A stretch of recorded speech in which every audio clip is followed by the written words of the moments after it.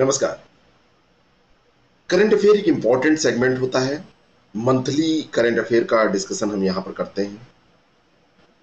जून महीने का complete current affair हम यहाँ पर डिस्कस करने जा रहे हैं। 130 प्रश्नों के माध्यम से ये पूरा करंट अफेयर हम यहाँ पर कवर करेंगे और ये जो करंट अफेयर का वीडियो है ये आगे आने वाली किसी भी परीक्षा के लिए बहुत ही ज़्यादा उपयोगी है। चलिए शुरू करते हैं और एक एक प्रश्नों को करके कंप्लीट करंट अफेयर को हम कवर करते हैं जिससे कि आपका कोई भी प्रश्न करंट से गलत ना हो। पहला प्रश्न है जो कि बहुत इंपॉर्टेंट है। वर्ष 2021 के लिए धान का न्यूनतम समर्थन मूल्य कितना रखा गया है? हर वर्ष सरकार के द्वारा कुछ न्यूनतम समर्थन मूल्य रखा जाता है।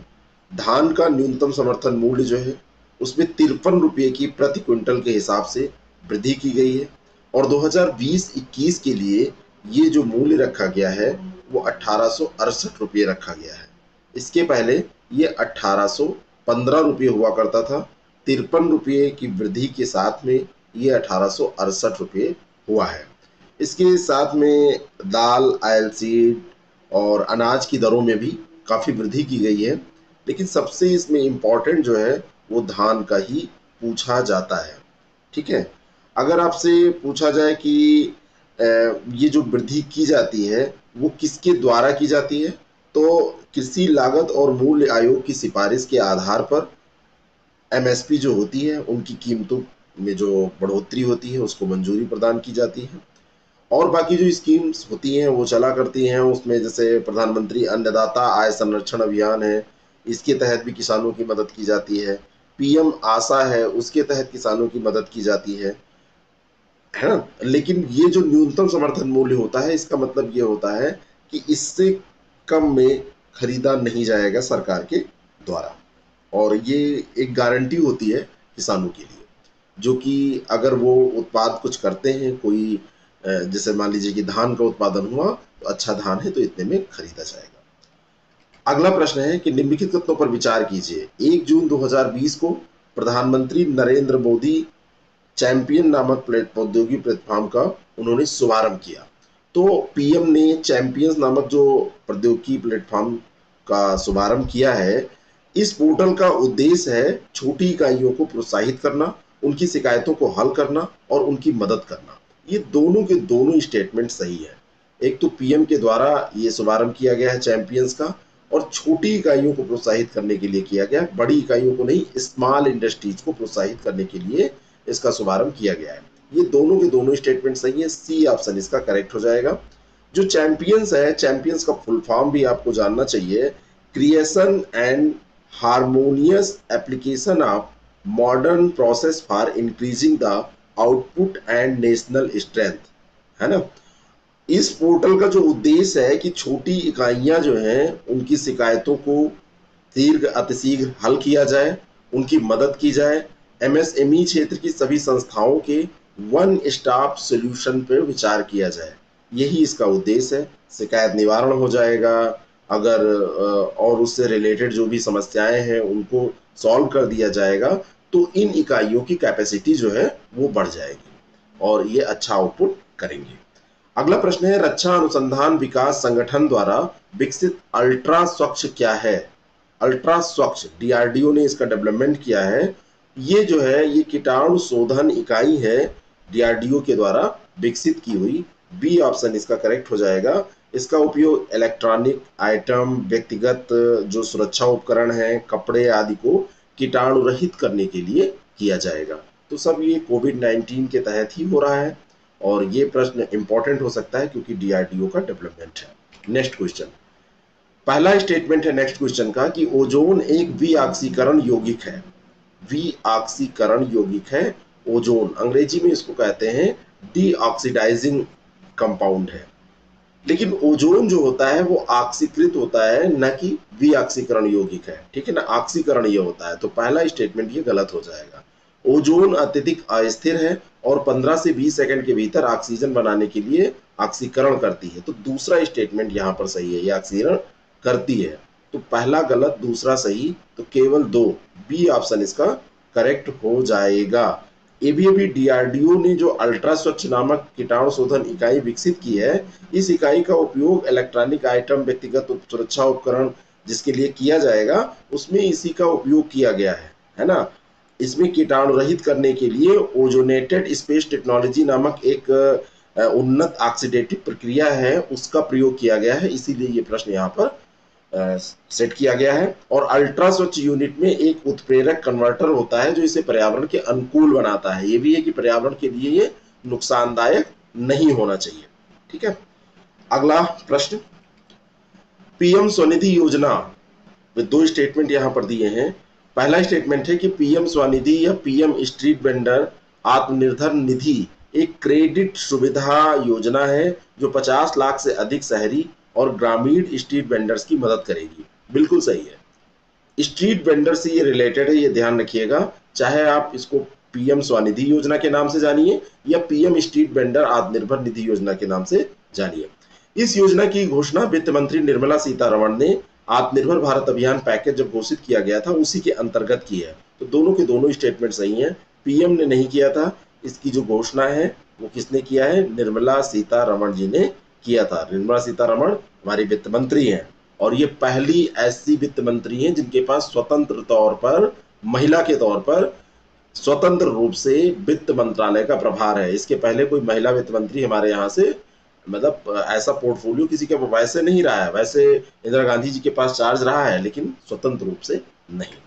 अगला प्रश्न है, वन नेशन वन कार्ड योजना के संबंध में दो स्टेटमेंट है। पहला है कि हाल ही में 3 राज्यों सिक्किम, उड़ीसा और मिजोरम को इस योजना में शामिल किया गया है। बिल्कुल सही है, वन नेशन वन कार्ड योजना में अभी इनको शामिल किया गया है और अब तक ये योजना 17 राज्यों और केंद्र शासित प्रदेशों में क्रियाशील हो चुकी है। जब तक नया अपडेशन नहीं आता है, ये क्वेश्चन का जो आंकड़ा है वो बिल्कुल सही रहेगा और इसका सही उत्तर सी है। ठीक है, केंद्रीय उपभोक्ता मामला और जो खाद्य और सार्वजनिक वितरण मामला है, जिसके मंत्री हैं रामविलास पासवान जी, उन्होंने अभी ये घोषणा की थी कि 3 राज्य सिक्किम, उड़ीसा और मिजोरम को पीडीएस में शामिल, एकीकृत जो प्रबंधन है पीडीएस का, उसके अंतर्गत शामिल किया जा रहा है। ठीक है, और वन नेशन वन कार्ड योजना के माध्यम से राष्ट्रीय सुरक्षा अधिनियम के लाभों तक पहुंचने का ये प्रयास सरकार कर रही है और 17 राज्य अब इसमें शामिल हो चुके हैं और यूपी जो है, यूपी भी उसमें शामिल हो चुका है। ये जो योजना है one card one nation one card, तो इस योजना का उद्देश्य है कि कहीं भी नागरिक कोई भी हो उसको खाद्यान्न का कोटा मिल जाए। प्रवासी श्रमिकों के अपने घर के लौटने के बाद में ये योजना बहुत ही मददगार साबित हुई है। ऐसा लग रहा था कि मतलब ये योजना जब बनाई गई थी तो उस समय किसी को नहीं पता था कोविड आ जाएगा, लेकिन इसका उपयोग उसमें बहुत अच्छे तरीके से हुआ। अगला प्रश्न है, 2019 DLD2 क्या है? LD2 क्या है? 2019 LD2 क्या है? ऐसे प्रश्न आपसे कई बार पूछे जाते हैं। ये हाल में खोजा गया एक क्षुद्र ग्रह है, ध्यान रखिएगा, ये एक क्षुद्र ग्रह है, एक एस्ट्रॉइड है जो अभी रिसेंटली डिस्कवर्ड किया गया है, तो ये ध्यान रखिएगा। और ये जो क्षुद्र ग्रह है, और इसको देखने में लगता है कि ये धूमकेतु और क्षुद्र ग्रह दोनों की तरह ये देखने में लगता है और ये सक्रिय क्षुद्र ग्रह है और इस क्षुद्र ग्रह को ये नाम दिया जाता है और उसको 2019 LD2 नाम दिया गया है। ऐसा नहीं है कि ये नाम कहाँ से आया, नाम तो कोई ना कोई देता है ना। और इसकी जो खोज की गई है, ये asteroid terrestrial impact last alert system, Atlas system एक है, ATLS है ना, इसके द्वारा खोज की गई है। और सक्रिय जो क्षुद्र ग्रह होते हैं ये एक प्रकार के खगोलीय पिंड होते हैं जो धूमकेतु की तरह ही दिखते हैं। पहले सक्रिय क्षुद्र ग्रह की खोज एलेस्ट पिजारो ने की थी। तो एलेस्ट पिजारो का नाम अगर कभी आपसे पूछा जाए क्षुद्र ग्रह के संबंध में तो आपको इस नाम को ध्यान रखना है। ठीक है, चलिए अगले प्रश्न की तरफ चलते हैं। तो ए ऑप्शन इसका करेक्ट हो जाएगा। नेक्स्ट जो क्वेश्चन है, निम्नलिखित तथ्यों पर विचार कीजिए। 2 स्टेटमेंट है। थार्ड एक बैलिस्टिक मिसाइल प्रणाली है। थार्ड जो है ये बैलिस्टिक मिसाइल प्रणाली है। थार्ड का मतलब है terminal high altitude area defence, terminal high altitude area defence, बिल्कुल सही है। और थार्ड को इजराइल, यूएई, रोमानिया और उत्तर कोरिया में तैनात किया गया है। जो थार्ड है, थार्ड को इजराइल, यूएई, रोमानिया में तो तैनात किया गया लेकिन उत्तर कोरिया नहीं, साउथ कोरिया यहां पर दिया होता तो ये सही हो जाता। साउथ कोरिया में तैनात किया गया, तो दूसरा स्टेटमेंट गलत हो जाएगा, पहला सही हो जाएगा। इस तरीके से क्या है, इस तरीके से इसका सही उत्तर हो जाएगा ए, पहला सही है, दूसरा गलत है। थर्ड एक बैलिस्टिक मिसाइल प्रणाली है। खाड़ी युद्ध जब 1991 में हुए थे तो अमेरिका के जो अनुभव रहे, उन अनुभवों के बाद में इसको विकसित किया गया था। इजराइल, यूएई, रोमानिया और दक्षिण अमेरिका में तैनात किया गया और मिसाइलों को नष्ट करने में सक्षम है। और इसमें काइनेटिक किल टेक्नोलॉजी का इस्तेमाल किया जाता है। राजीव गांधी खेल रत्न पुरस्कार के संबंध में पहला स्टेटमेंट, यह पुरस्कार भारत का द्वितीय सर्वोच्च खेल सम्मान है। मैं आपको यहाँ पर बताना चाहता हूँ कि ये जो पुरस्कार है ये भारत का सर्वोच्च खेल सम्मान है, प्रथम है, द्वितीय नहीं है। तो पहला स्टेटमेंट गलत है। बीसीसीआई ने इस वर्ष रोहित शर्मा को राजीव गांधी खेल रत्न पुरस्कार के लिए नामित किया है, ये भी सही है, उसने सिफारिश की है कि इसी को मिलना चाहिए। तो बी ऑप्शन इसका करेक्ट है, केवल 2 सही यहाँ पर हो जाएगा, ठीक है। और रोहित का जो परफॉर्मेंस है वो T20 क्रिकेटर ऐसे हैं जो 4 शतक इन्होंने बनाए हैं इसमें, और इसके उनके पास लगभग 8 एक देशीय मैचों में 150 से अधिक स्कोर का रिकॉर्ड है, ठीक है, अच्छे खिलाड़ी हैं।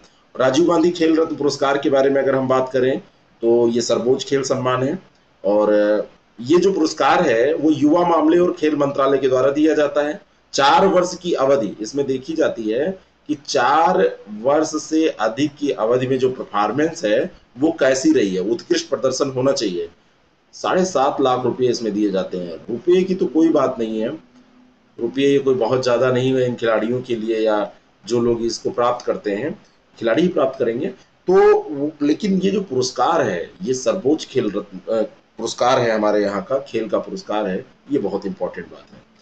अगला प्रश्न है रानी रामपाल के बारे में। वो पहली भारतीय क्रिकेटर हैं, भारतीय हैं जिन्हें world games athlete of the year के रूप में, क्रिकेटर नहीं सॉरी, जिन्हें world games athlete of the year के रूप में नामित किया गया है। ये पहला स्टेटमेंट ध्यान से आप पढ़िए, क्या ये बात सही है?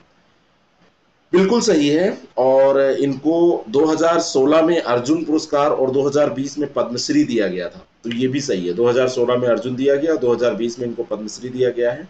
ये दोनों के दोनों स्टेटमेंट सही हैं, सी ऑप्शन इसका करेक्ट हो जाएगा। हॉकी इंडिया ने जो राजीव गांधी खेल रत्न पुरस्कार है उसके लिए महिला टीम की कप्तान रानी रामपाल के नाम की सिफारिश की, वो तो बीसीसीआई ने किया है। अब देखिए क्या होता है फाइनल, वो बाद में पता चलेगा, लेकिन ये सिफारिशें की गई हैं। मोनिका वंदना कटारिया और हरमनप्रीत सिंह को अर्जुन पुरस्कार के लिए नामित किया गया, और रानी रामपाल के अलावा तुषार खांडकर और आरपी सिंह को लाइफ टाइम अचीवमेंट के लिए और मेजर ध्यानचंद पुरस्कार के लिए नामित किया गया है। तो ये सब जो नामकरण हुए हैं, अब आगे जब इसमें फैसला किया जाएगा, लेकिन फिलहाल जो ये है वो इनके बारे में जो फैक्ट दिया है ये तो सही है ही है। अभी इनके ऊपर जो रानी रामपाल है, रानी रामपाल के ऊपर कुछ चीजें लगाई गई थी, कुछ बैन थे, तो इसलिए भी ये इंपॉर्टेंट हो जाता है प्रश्न। हाल ही में एमएसएमई की परिभाषा में किए गए बदलावों के संबंध में निम्नलिखित कथनों पर विचार कीजिए, अगला प्रश्न है। और उसका पहला स्टेटमेंट है कि नई परिभाषा के अनुसार 1 करोड़ रुपए और 5 करोड़ रुपए के निवेश वाले एमएसएमई को माइक्रो यूनिट के रूप में वर्गीकृत किया गया। बिल्कुल सही स्टेटमेंट है। 1 करोड़ रुपए और 5 करोड़ रुपए के निवेश वाले जो एमएसएमई हैं उन एमएसएमईज को माइक्रो यूनिट के रूप में, और दूसरा है कि 10 करोड़ रुपए के निवेश और 250 करोड़ रुपए तक के वार्षिक टर्नओवर वाली जो एमएसएमई है उनको मध्यम इकाइयों के रूप में। ये मध्यम इकाई में 250 करोड़ जो अपर ये लिमिट दी हुई है तो सही है, लेकिन यहाँ पर 10 करोड़ नहीं, यहाँ पर 50 करोड़ होता तो ये सही होता है स्टेटमेंट। तो दूसरा यहाँ पर गलत हो जाएगा, पहला सही हो जाएगा, ए ऑप्शन इसका करेक्ट है। 1 जून को केंद्रीय मंत्रिमंडल में एमएसएमई की परिभाषा में कुछ बदलावों को मंजूरी दी गई थी।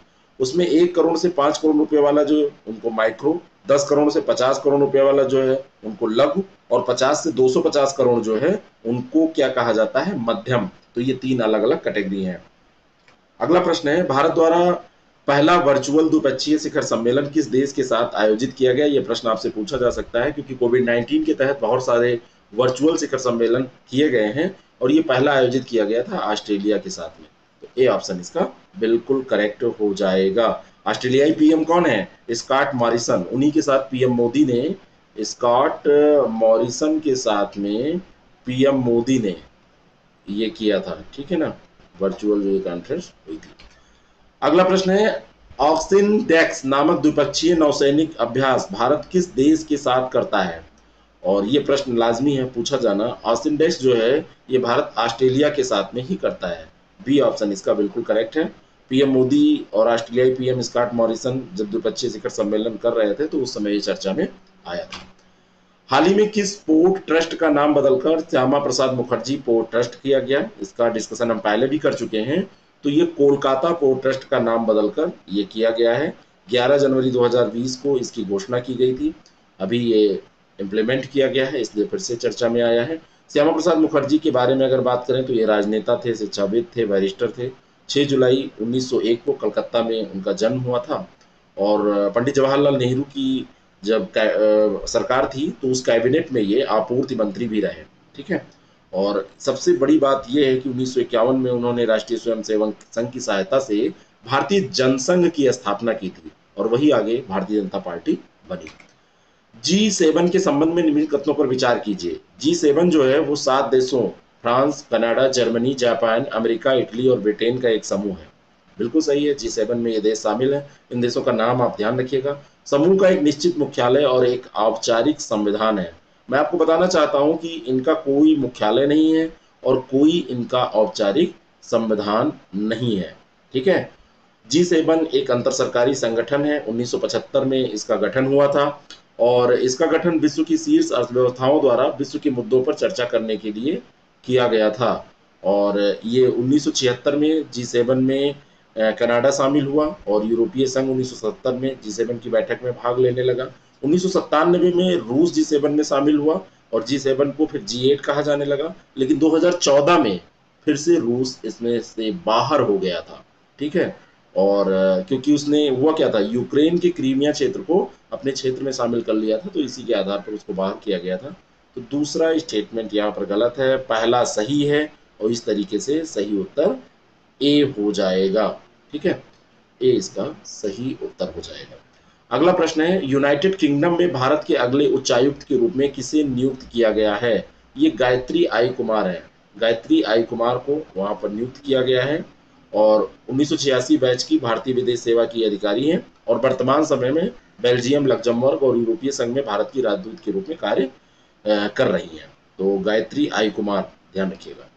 प्रोजेक्ट डेवलपमेंट सेल निवेश योग्य परियोजनाओं के संबंध में निम्नलिखित कथनों पर विचार कीजिए। पहला है कि प्रोजेक्ट डेवलपमेंट सेल निवेश योग्य जो परियोजनाएं हैं, ये जो प्रोजेक्ट डेवलपमेंट सेल निवेश है योग्य परियोजनाओं को ध्यान में रखेगा। बिल्कुल सही है। और ये राज्य सरकार और केंद्र सरकार के बीच में समन्वय स्थापित करेगा। तो इसका नाम क्या है? प्रोजेक्ट डेवलपमेंट सेल निवेश। तो जो सेल है प्रोजेक्ट डेवलपमेंट सेल, यहाँ पर तो निवेश योग्य जो परियोजनाएं होंगी उन पर ये ध्यान रखेगा। बिल्कुल सही है। समन्वय स्थापित करेगा, ये भी सही है। सी ऑप्शन इसका करेक्ट हो जाएगा। हाल ही में वैश्विक आर्थिक संभावना रिपोर्ट 2020 जारी की गई। किसके द्वारा इसको जारी किया गया है?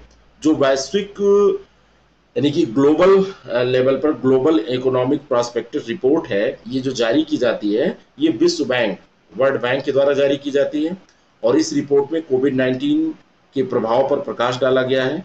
उभरते बाजार और विकासशील अर्थव्यवस्थाएं इसमें अत्यधिक असुरक्षित बताई गई हैं। स्वास्थ्य संकट, प्रतिबंध, पर्यटन का जो गिरता व्यापार है, पूंजी के बहिर्वाह, इन सब का सामना इनको करना पड़ेगा। ऐसा कह के बताया गया है कि इनकी स्थिति जो है वो बहुत खराब रहेगी, इसलिए ये इंपॉर्टेंट है। विश्व पर्यावरण दिवस 2020 का विषय क्या है? बहुत ही इंपॉर्टेंट और बहुत ही इस बार ये एक कह सकते हैं कंफ्यूजन वाला प्रश्न हो सकता है, क्योंकि पूछा जाना तो लगभग तय होता है। विश्व पर्यावरण दिवस 2020 की जो थीम है, इसमें अलग अलग सोर्सों में दो थीम मिल रही है, टाइम फॉर नेचर और सेलिब्रेटिंग बायोडाइवर्सिटी। इन दोनों को आपको ध्यान में रखना है ना। तो सी ऑप्शन में यहाँ पर इसको सही कर रहा हूँ। जो भी इन दोनों में से एक आपसे पूछा जाएगा तब तो ठीक है, आप उसको टिक कर दीजिएगा। दोनों साथ में पूछा नहीं जाना चाहिए। अगर पूछा जाएगा तो थोड़ी सी समस्या होगी कि टाइम फॉर नेचर मारा जाए कि सेलिब्रेटिंग बायोडाइवर्सिटी। तो सेलिब्रेटिंग बायोडाइवर्सिटी पर आप जा सकते हैं। बाकी दोनों ध्यान रखिएगा। 5 जून को पर्यावरण दिवस मनाया जाता है, हर बार इसकी एक थीम होती है। ठीक है। और 1974 से इस दिन को दुनिया भर में ये 5 जून को मनाने की शुरुआत हुई थी। अगला प्रश्न है, वंदे भारत मिशन के तहत भारत सरकार द्वारा शुरू की गई स्वदेश पहल में निम्न में से कौन सा मंत्रालय शामिल नहीं है?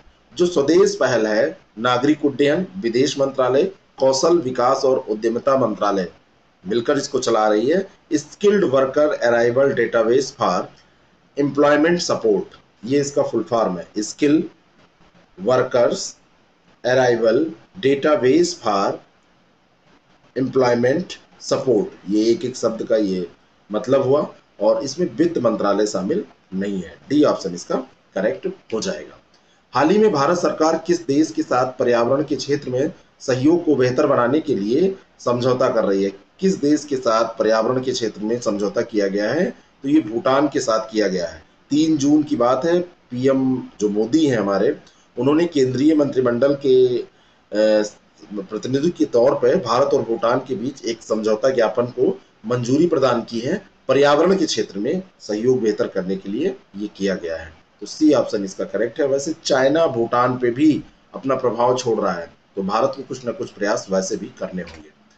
फिनलैंड में भारत के अगले राजदूत के रूप में किसे नियुक्त किया गया है?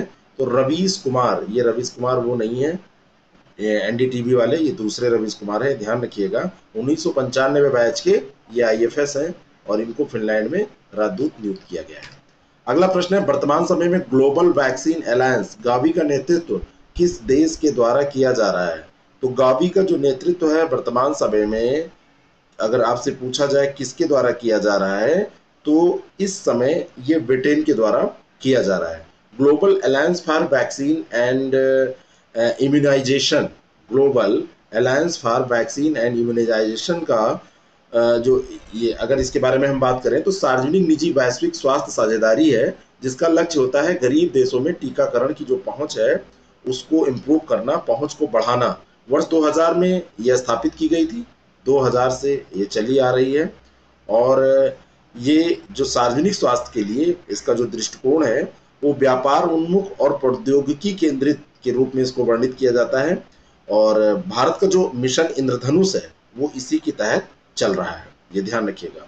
और ये इस समय किसके द्वारा इसका किया जा रहा है? तो यूनाइटेड किंगडम के द्वारा किया जा रहा है इसका नेतृत्व। अगला प्रश्न है कि अंबरनाया नदी की निम्नलिखित में से किस देश में बहती है? अंबरनाया नदी जो है वो रूस में बहती है, साइबेरिया रूस में ये बहती है। एक देश इसमें साइबेरिया भी ध्यान रखिएगा, साइबेरिया और रूस में ये बहती है। और रूस द्वारा नदी की सतह पर अभी लाल रंग देखा गया, और इसका कारण बताया जा रहा था कि तेल उत्खनन जो होता है उसी कारण से ऐसा है। और वहां आपात क्षेत्र घोषित किया गया था, संबंधित जो क्षेत्र है रूस का ये वाला, वहां पर आपात घोषित किया गया था। अगला प्रश्न है, केंद्र सरकार द्वारा जारी कोविड-19 प्रबंधन सूचकांक में प्रथम स्थान किस राज्य को दिया गया? यानी कोविड-19 के प्रबंधन करने में जो सबसे अच्छा राज्य रहा वो रहा है राजस्थान। ए ऑप्शन इसका करेक्ट है। कोविड-19 मैनेजमेंट इंडेक्स जो जारी किया गया है उसके तहत उसको दिया गया है, क्योंकि वहां पर उस समय जब जारी किया गया था तो अन्य जगहों पे 12 दिन लगते थे केस डबल होने में, यहाँ पर 18 दिन लगते थे, यानी प्रबंधन अच्छा था। संयुक्त राष्ट्र संघ द्वारा रूसी भाषा दिवस की तिथि को मनाया जाता है? संयुक्त राष्ट्र संघ कई भाषाओं के दिवस को मनाता है, उसमें एक रूसी भाषा दिवस है, ये 6 जून को मनाया जाता है। बी ऑप्शन इसका करेक्ट है। ऐसे ही अरबी भाषा दिवस 18 दिसंबर को, अंग्रेजी 23 अप्रैल, चीनी 20 अप्रैल, फ्रेंच 20 मार्च, और रूस का जो भाषा दिवस है वो 6 जून को मनाया जाता है। अगला प्रश्न है, आवास और शहरी विकास मंत्रालय और मानव संसाधन विकास मंत्रालय द्वारा एक ट्यूलिप नामक कार्यक्रम शुरू किया गया। जो ये ट्यूलिप कार्यक्रम है इसका उद्देश्य क्या है?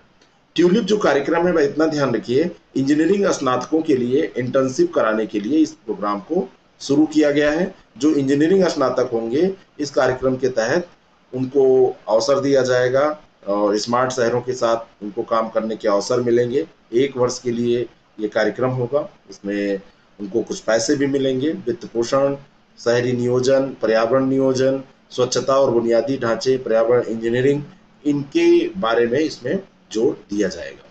अगला प्रश्न है, कोहाला पनबिजली परियोजना किससे संबंधित है? चीन और पाकिस्तान, पाकिस्तान अधिकृत जो कश्मीर है उस क्षेत्र में कोहाला पनबिजली परियोजना को लागू करने के लिए ये चीन और पाकिस्तान ने एक समझौता ज्ञापन पर हस्ताक्षर किया है, एक समझौते पर हस्ताक्षर किया है। चीन पाकिस्तान आर्थिक गलियारे के तहत इसको क्रियान्वित किया जाएगा। इंपॉर्टेंट है, ध्यान रखिएगा, चीन और पाकिस्तान से संबंधित है। फुटबॉल महिला एशियाई कप 2022 की मेजबानी कौन सा देश करेगा? अगर ये हो पाएगा, कोविड-19 का प्रभाव खत्म हो जाएगा, तो भारत इसकी मेजबानी करेगा। ठीक है ना, सी ऑप्शन इसका करेक्ट है। इंपॉर्टेंट क्वेश्चन है, ऐसे प्रश्न अक्सर आपसे पूछे जाते हैं। पहली बार है जब इस कप की मेजबानी भारत करने जा रहा है। येल विश्वविद्यालय द्वारा जारी हाल ही में जो द्विवार्षिक पर्यावरण प्रदर्शन सूचकांक है, उसमें 180 देशों में भारत की रैंक क्या है? तो येल विश्वविद्यालय के द्वारा जो द्विवार्षिक पर्यावरण प्रदर्शन सूचकांक जारी किया गया है, इसमें भारत की रैंक 168वीं है, ये ध्यान रखिएगा। 168 इसकी रैंक है। एक बार ये प्रश्न कहीं हमने डिस्कस किया था, तो उसमें कुछ रैंक गलत शायद हो गई थी, जहां तक मुझे ध्यान आ रहा है, तो वहां से यहां से इसको करेक्ट कर लीजिए प्लीज। ठीक है, और 32 इसके इंडिकेटर्स हैं जिनके आधार पर इसको तैयार किया गया है। 32 इंडिकेटर्स हैं जिसके आधार पर ये तैयार किया गया है।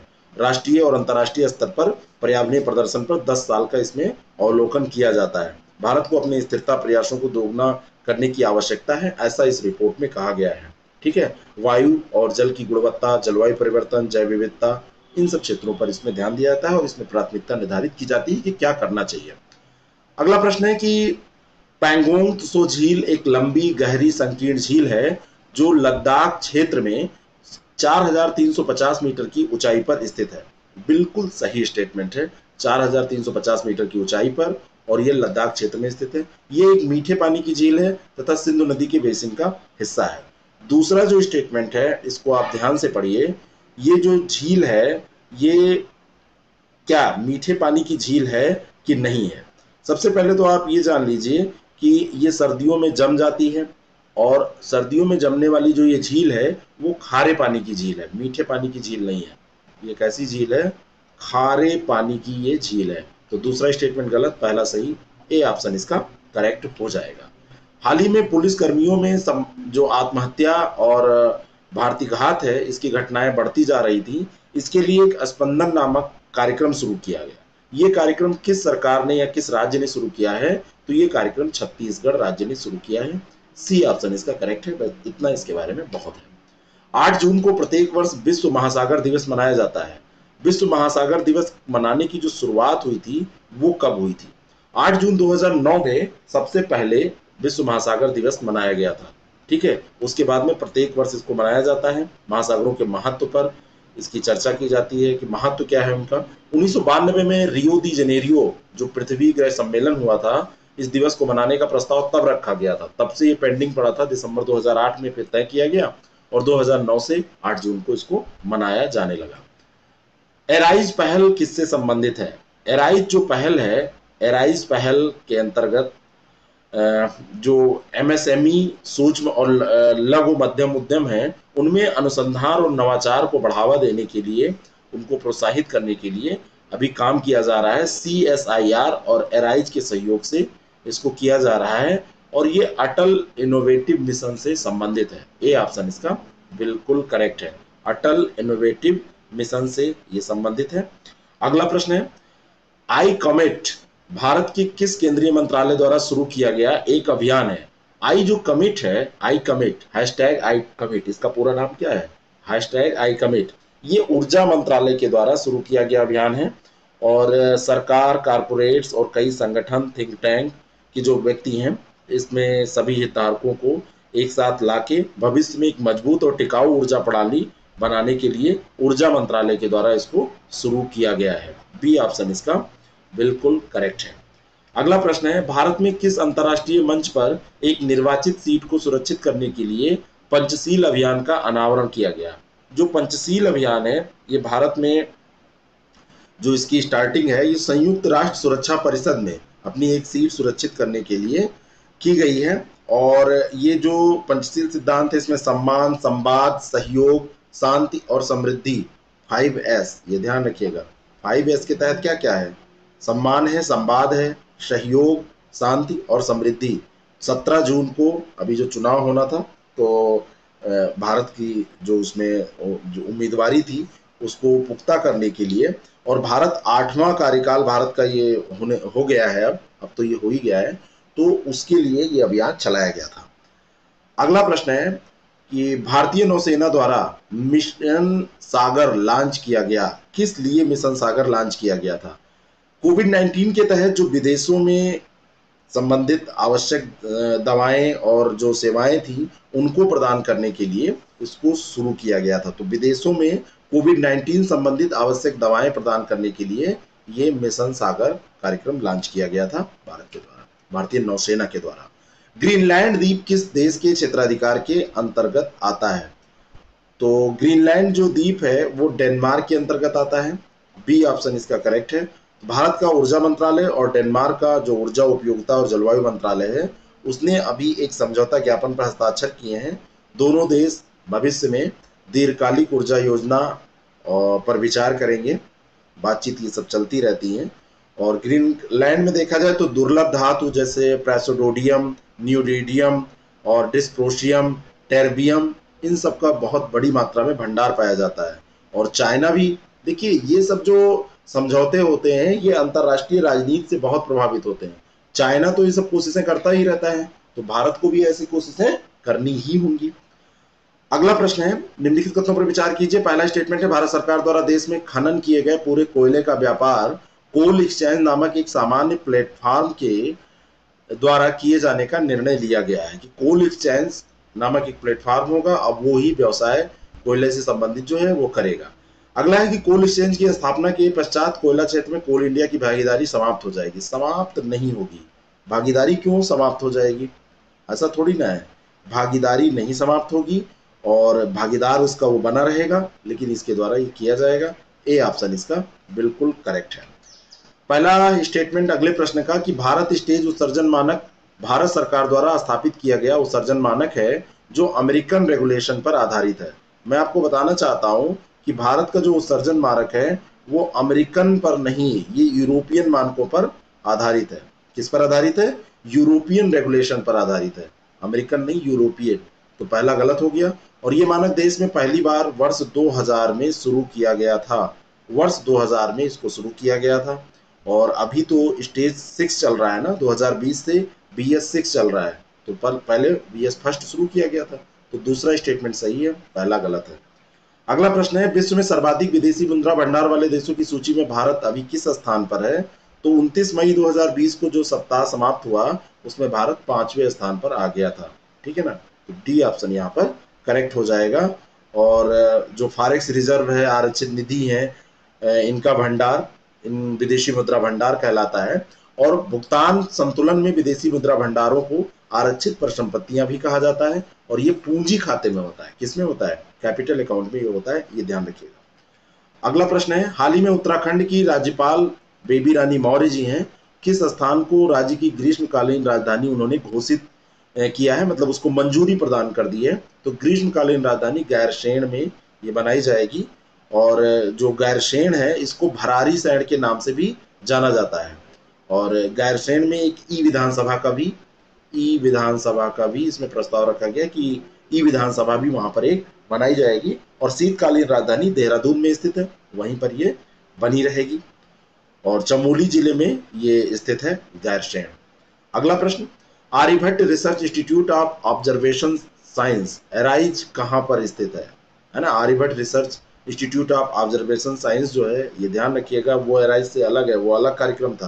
तो ये नैनीताल में स्थित है। ये ऑप्शन इसका करेक्ट है। नैनीताल कहाँ है? उत्तराखंड में। ठीक है। अगला प्रश्न, भारत का पहला ऑनलाइन अपशिष्ट एक्सचेंज किस राज्य के द्वारा लॉन्च किया गया है? ऑनलाइन अपशिष्ट एक्सचेंज जो लॉन्च किया गया है वो जगन मोहन रेड्डी के द्वारा, आंध्र प्रदेश के ये CM हैं, उनके द्वारा लॉन्च किया गया है। कचरा विनियमन कार्यक्रम है, ऑनलाइन कचरा विनियमन इसमें किया जाएगा। और जहरीले कचरे के सुरक्षित निपटान और जहरीले कचरे के पुनर्चक्रण और पुनः उपयोग को बढ़ावा देने के लिए इसको शुरू किया गया है। कोल इंडिया लिमिटेड द्वारा नव स्थापित अदसा खदान किस राज्य में स्थित है?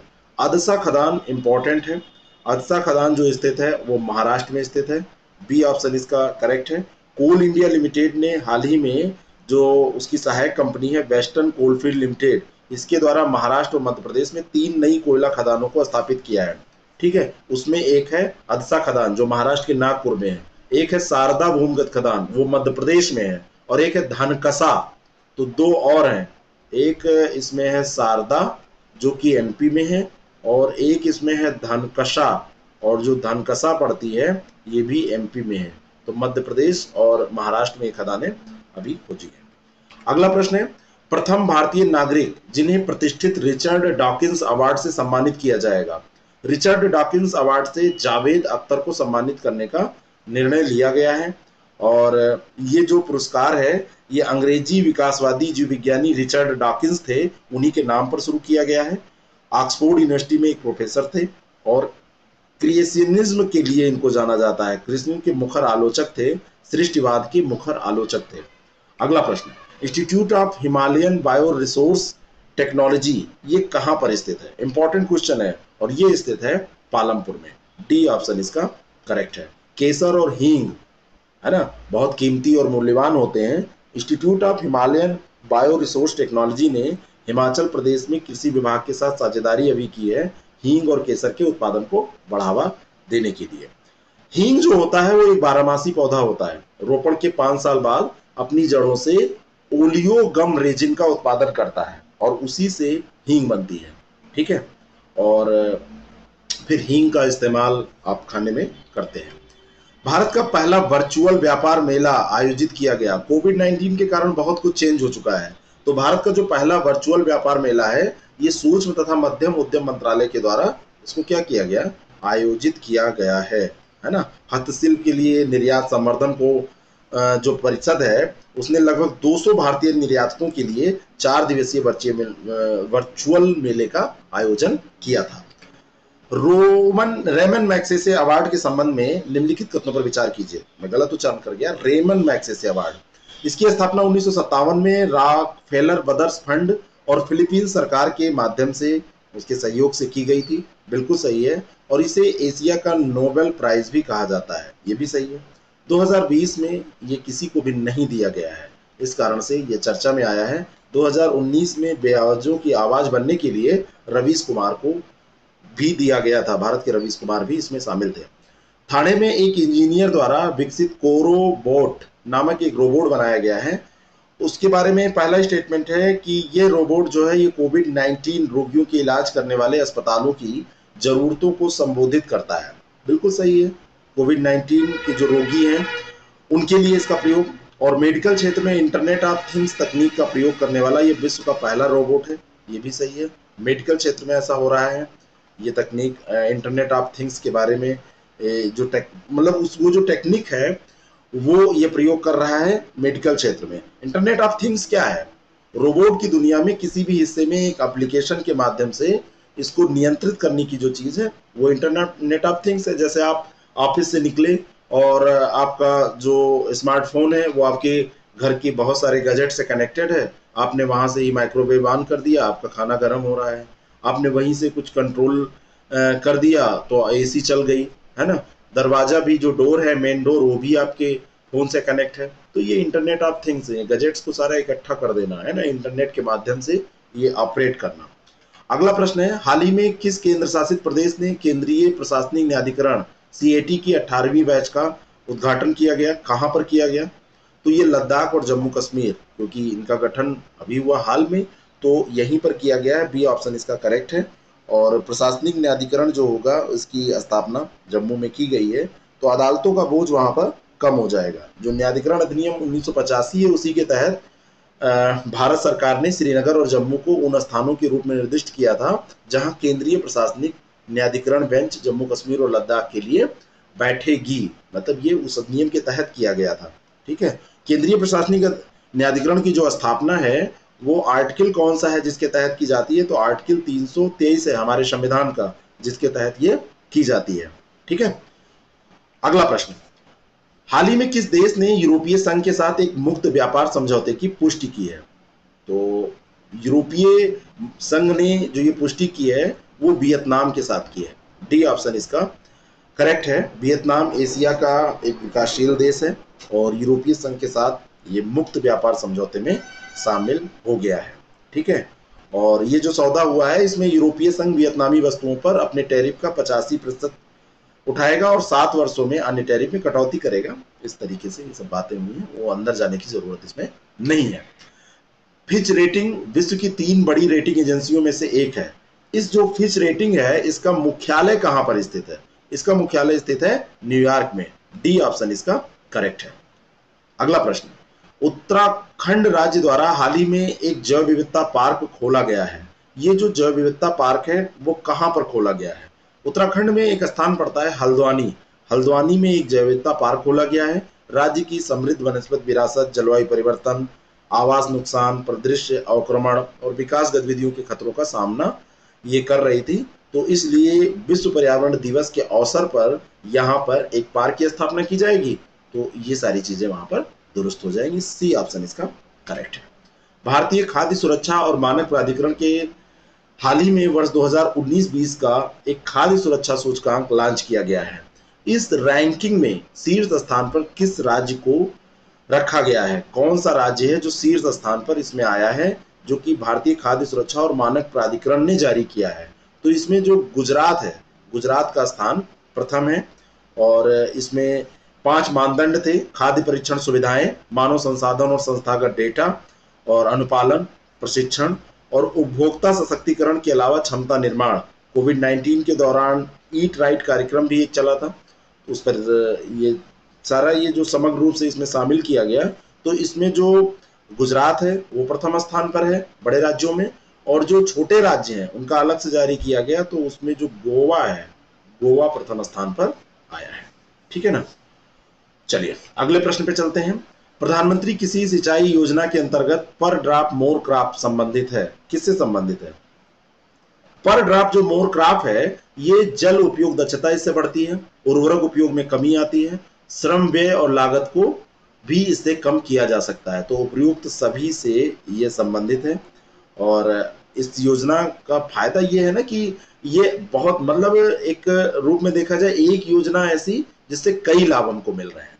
अगला प्रश्न, किस राज्य ने गौ हत्या से संबंधित कृत्यों के लिए कारावास और जुर्माने के लिए अध्यादेश को मंजूरी प्रदान की है? और ऐसा करने वाला जो राज्य है वो योगी जी का राज्य है, उत्तर प्रदेश। और इसके अंतर्गत गौ हत्या अधिनियम 1955 में संशोधन किया गया है। गाय को शारीरिक क्षति अगर कोई पहुंचाता है तो शारीरिक क्षति पे ही 7 साल 7 ईयर्स की कारावास का प्रावधान किया गया है। 3 लाख रुपए इसमें जुर्माने का प्रावधान भी किया गया है, ध्यान रखिएगा। अगला प्रश्न, ऑयल इंडिया लिमिटेड का बागजान तेल का कुआं जो हाल ही में सुर्खियों में था, बागजान तेल कुआं कहां पर स्थित है? ऊपरी असम के तिनसुकिया जिले में यह स्थित है। तो असम इसका सही उत्तर हो जाएगा। ऑयल इंडिया लिमिटेड का ये कुआं है, ऑयल इंडिया लिमिटेड का ये कुआं है, IOL। ठीक है। अगला प्रश्न, ऑपरेशन डिजर्ट चेज संबंधित है। डिजर्ट चेज जो ऑपरेशन है ये जासूसी, एंटी जासूसी से संबंधित है। बी ऑप्शन इसका करेक्ट है। राजस्थान पुलिस ने हाल ही में सैन्य खुफिया सूचनाओं के आधार पर जयपुर में 2 नागरिक सुरक्षा कर्मचारियों को गिरफ्तार किया और उन्हें इस इनपुट पर गिरफ्तार किया गया था कि वो पाकिस्तान की जो जासूसी एजेंसी है ISI, inter service intelligence, ISI ये कहाँ की है? पाकिस्तान की है, इंटर सर्विस इंटेलिजेंस। तो उसको माना जा रहा है कि ये लोग संवेदनशील सूचनाएं दे रहे थे। कई बार ये खुफिया लोग जो होते हैं ये हमारे यहाँ की ये होते हैं और ये नुकसान पहुंचा देते हैं। तो पाकिस्तान की जो ISI के द्वारा ये सब गतिविधियां की जाती हैं उन्हीं के खिलाफ ये कार्यक्रम है।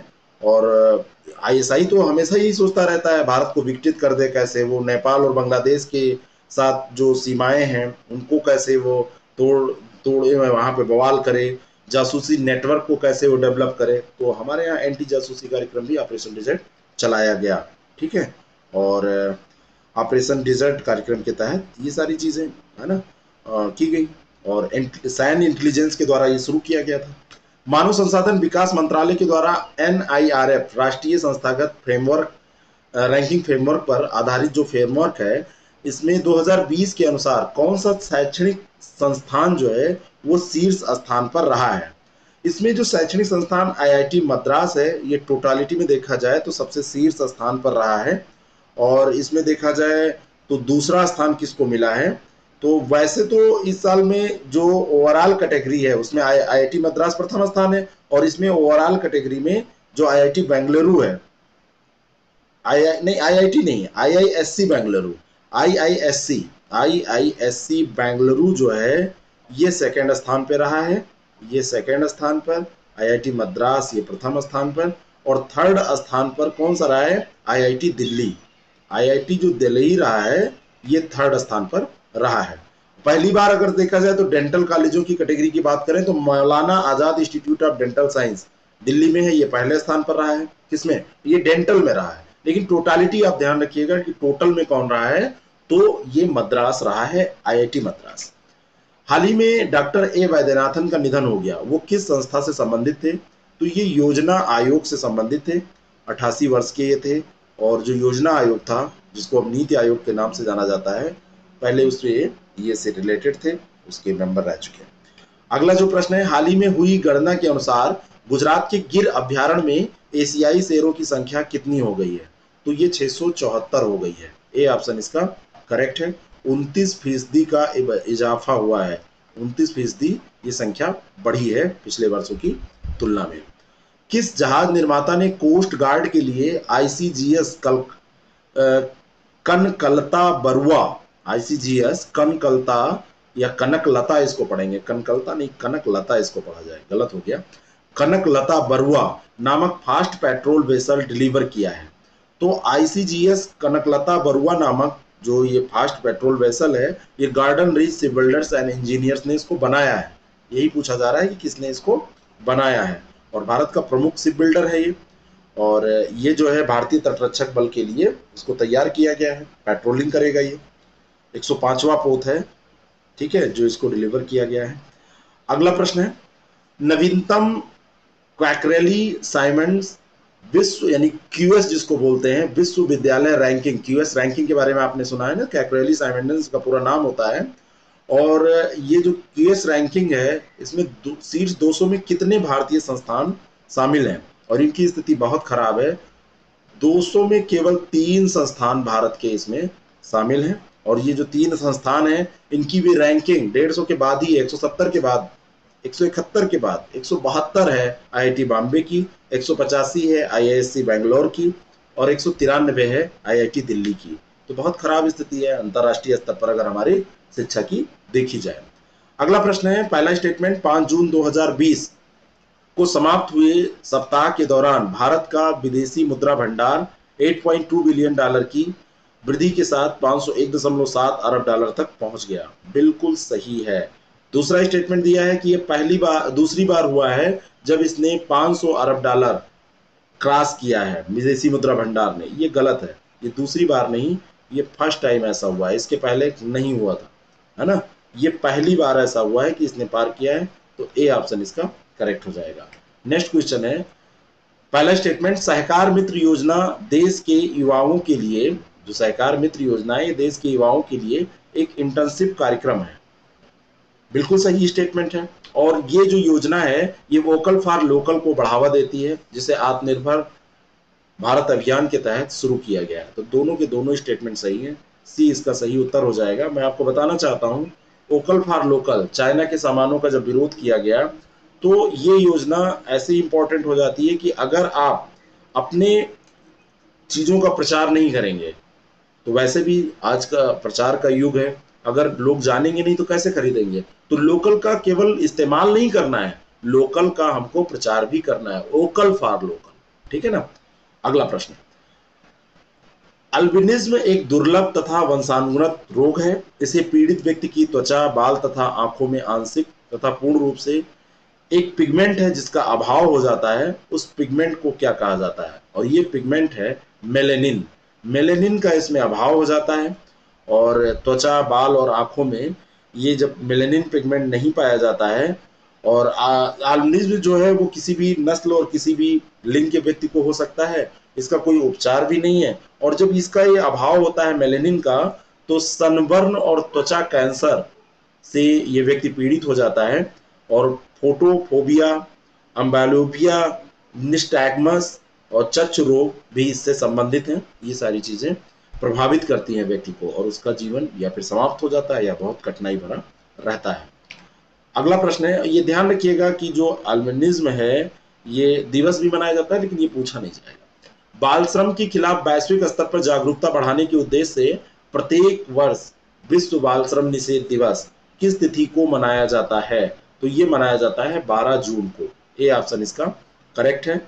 और ये जो दिवस है वो बाल श्रम के खिलाफ है, यानी कि उसमें जागरूकता फैलाने के लिए कि बच्चों से काम ना कराया जाए। बच्चों का जो वास्तव में जगह है तो बचपना कहाँ बीतना चाहिए, वो स्कूलों में बीतना चाहिए, जिससे कि वो जो हमारी भविष्य है, हमारा जो भविष्य की पीढ़ी है हमारी, उसके लिए वो एक अच्छे नागरिक के तौर पर निकल सके। लेकिन समस्याएं होती हैं, गरीब होते हैं माँ बाप, तो उनको भेजना पड़ता है अपने बच्चों को काम कराने के लिए। अगला प्रश्न है, निजी बैंक के शेयर मानदंडों की समीक्षा के लिए आरबीआई द्वारा किसकी अध्यक्षता में कार्यकारी समूह का गठन किया गया? ये पी के मोहंती की अध्यक्षता में एक कार्यकारी समूह बनाया गया है, निजी बैंक के शेयर मानदंडों की ये समीक्षा करेंगे। अगला प्रश्न है, औद्योगिक उत्पादन सूचकांक मासिक रूप से संकलित और प्रकाशित किया जाता है। केंद्रीय सांख्यिकी सहयोग जो केंद्रीय सांख्यिकी संगठन है, सहयोग नहीं, केंद्रीय सांख्यिकी संगठन सीएसओ के नाम से जिसको आप जानते हैं, तो उसी के द्वारा, सेंट्रल स्टैटिस्टिकल ऑर्गेनाइजेशन जो है उसके द्वारा ये संकलित किया जाता है और प्रकाशित किया जाता है।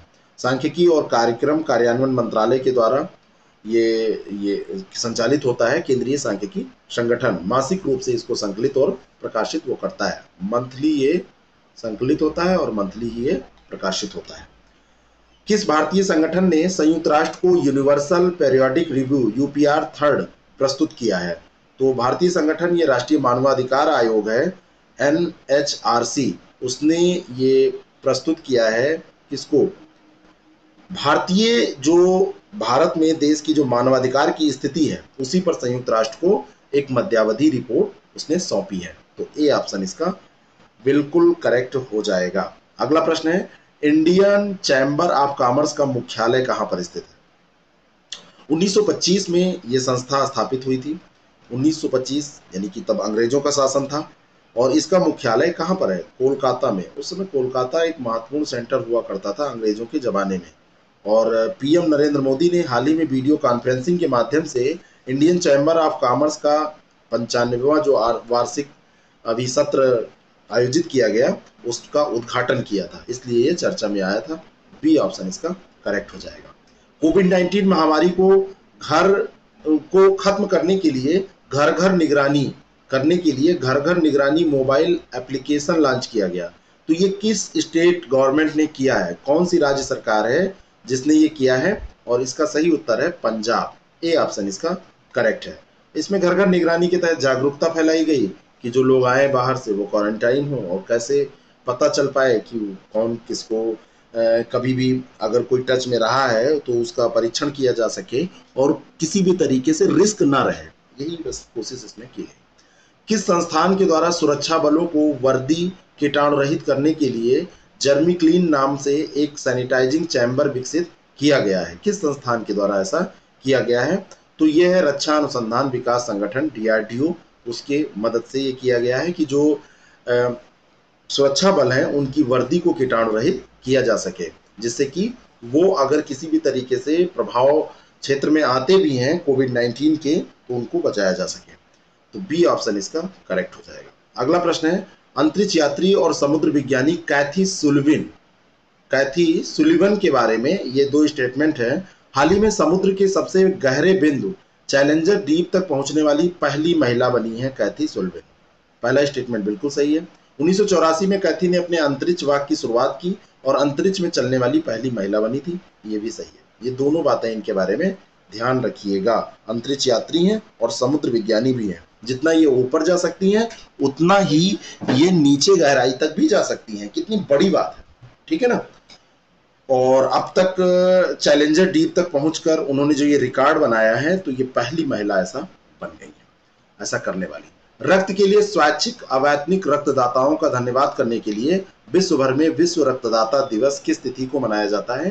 तो विश्व रक्तदाता दिवस 14 जून को मनाया जाता है, ठीक है ना। और WHO के द्वारा ये चिन्हित 8 आधिकारिक वैश्विक सार्वजनिक स्वास्थ्य अभियान जो हैं, जिनमें कौन कौन से हैं, एक ये रक्तदाता दिवस भी है इसमें इसमें और हैं क्षय रोग दिवस 24 मार्च को, विश्व स्वास्थ्य दिवस 7 अप्रैल को, विश्व मलेरिया दिवस 25 अप्रैल को, विश्व टीकाकरण सप्ताह अप्रैल का जो अंतिम सप्ताह होता है, विश्व तंबाकू दिवस 31 मई को, और विश्व हेपेटाइटिस दिवस 28 जुलाई को, और विश्व एड्स दिवस 1 दिसंबर को मनाया जाता है। तो ये 8 जो हैं ये आधिकारिक वैश्विक सार्वजनिक स्वास्थ्य अभियान है, उन्हीं के तहत ये भी आता है। तो ये नोट कर लीजिएगा आप जो मैंने बोला है। जहां पर भी आपको लगे वीडियो को पॉज करिए, नोट्स बना लीजिए, बैक कर लीजिए, ये सब काम आप करिए, थोड़ा स्मार्ट स्टडी करिए, तभी काम बनने वाला है। इस वर्ष का विश्व खाद्य पुरस्कार किसे प्रदान किया गया है? ये डॉक्टर रतन लाल को प्रदान किया गया है। बी ऑप्शन इसका करेक्ट है। भारतीय अमेरिकी मृदा वैज्ञानिक हैं डॉक्टर रतन लाल, भारतीय अमेरिकी हैं, ये ध्यान रखिएगा। और ये क्या है? सॉइल साइंटिस्ट हैं, ये ध्यान रखिएगा। मृदा वैज्ञानिक हैं, ये मृदा वैज्ञानिक हैं। और ये मिट्टी के स्वास्थ्य को बहाल करने के लिए इन्होंने बहुत सारे प्रयास किए हैं। डॉक्टर राल की तकनीक बहुत इंपॉर्टेंट रही है और इसके तहत इनको $2,50,000 की राशि प्रदान की गई है। 5 दशकों से अधिक समय का इसमें देखा जाता है कि किसने क्या योगदान किया है, तभी ये दिया जाता है पुरस्कार। अगला जो प्रश्न है, हाल ही में बॉलीवुड अभिनेता सुशांत सिंह राजपूत का निधन हुआ। 34 साल की उम्र में ये चले गए और इनका जो निधन हुआ, ये रहस्य का विषय भी थोड़ा सा रहा कि इन्होंने सुसाइड किया है या फिर मर्डर रहा है। अब क्या है पता नहीं, अगर हो सकता है कुछ जांच हो तो रिपोर्ट आए। इनकी पहली फिल्म क्या थी? तो ये काय पोछे। जिंदगी में ध्यान रखिएगा, कभी भी सुसाइड मत कीजिएगा। जब भी ऐसे ख्याल आए अपने माँ बाप के बारे में सोचिए, जो बचपन से आपको पाल पोस कर इतना बड़ा करने की कोशिश में लगे रहते हैं बिना किसी स्वार्थ के।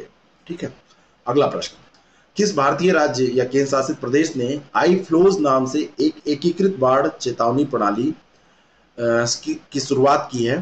तो ये महाराष्ट्र ने शुरुआत की है। सी ऑप्शन इसका करेक्ट है। आई फ्लोज मुंबई नामक एक एकीकृत बाढ़ चेतावनी प्रणाली शुरू की है। मुंबई में बारिश बहुत होती है तो वहां पर बाढ़ की समस्या भी रहती है। पृथ्वी विज्ञान मंत्रालय और बृहन मुंबई नगर निगम है, BMC जिसको कहते हैं, उसके द्वारा इसको विकसित किया गया है और 6 से 72 घंटे पहले बाढ़ की चेतावनी ये देने में सक्षम है। 6 से लेके 72 घंटे पहले तक, हो सकता है कभी 72 घंटे पहले बता दे, कभी 20 घंटे पहले भी बता सकता है, 6 घंटे भी पहले बता सकता है।